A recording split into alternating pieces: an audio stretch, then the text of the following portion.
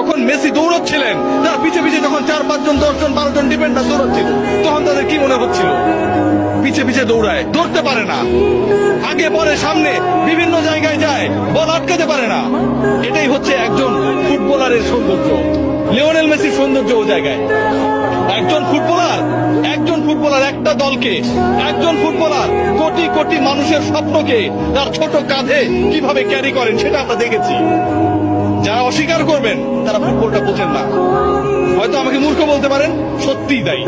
Brazilian কিংবা অন্য কোনো দেশের সমর্থকরা যারা অপছন্দ করেন, যারা আসলে লিওনেল মেসির এই জাদুর ছোঁয় মন্ত্রমুগ্ধতায় আটকাতে চান না, যারা লিওনেল মেসির এই অবদানকে, একজন ফুটবলার পুরো দলটাকে কিভাবে গড়ে তুললো, স্বপ্ন দেখালো, এগিয়ে নিল, শেষ পর্যন্ত জয়ের প্রান্তে, জয়ের সেই সুন্দর একটা জায়গায় পৌঁছে দিল, সেই জায়গাটাকে তারা আসলে বিশ্বাস করেন না, তারা আসলে ফুটবলের সৌন্দর্যই বোঝেন না।